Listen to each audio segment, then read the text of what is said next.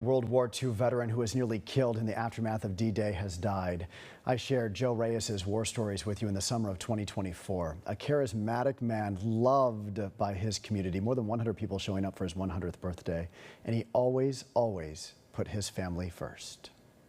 What has been the best part of your life?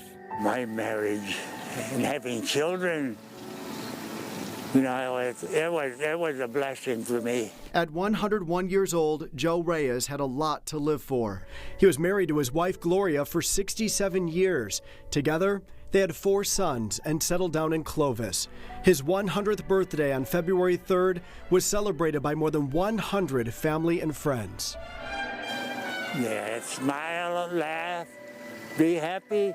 If the world is falling down on you, tomorrow is another day. A blessed life that was nearly cut short. I went to hell and back. At 20 years old, Joe found himself on the beaches of Normandy. When you see that, and you see bodies, and you see the carnage that you describe, do you feel like, boy, that could be me, or do you have to put emotions aside and really focus? You didn't have time for emotions, you gotta stay alive. And you're firing away, you know that? Firing away, and it's either him or me. The young man, trained as a gunner, was facing enemy fire on Omaha Beach.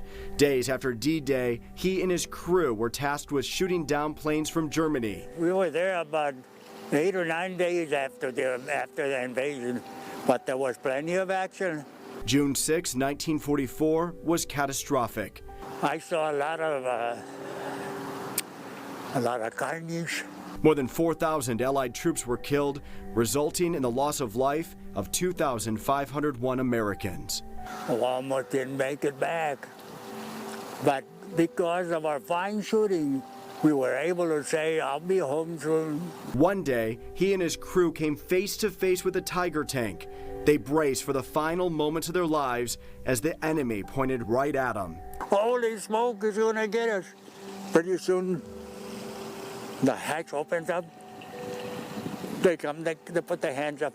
To their surprise, under pressure, they surrendered. Then, a sniper tried to get me and he hit the doggone barrel of the gun. And it ricocheted. Or else he would have got me right here. Another close call came when a suicide pilot crashed just feet away. God, Lord Jesus, you know, it's all you heard. And he came within 3 feet of us. We couldn't move. I turned white, so did the rest of the boys. And I remember my best friend. He said, Joe, you look better brown. A brief moment of laughter during an interview that was story after story after story of survival, shared next to his son, Ernie.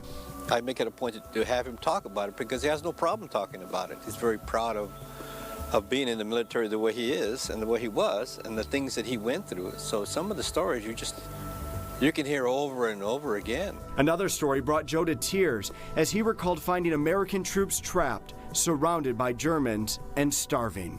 And there was a sergeant sitting on top of his helmet. And he looks up at me and he says, hey, Joe,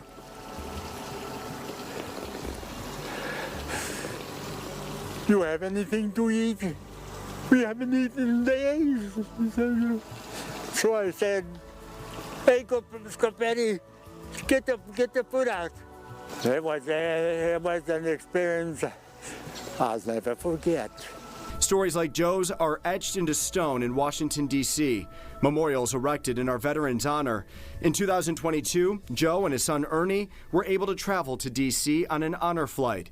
Joe, the only World War II veteran on the airplane that day. Every place we went gave the honor to those that made America what it is today.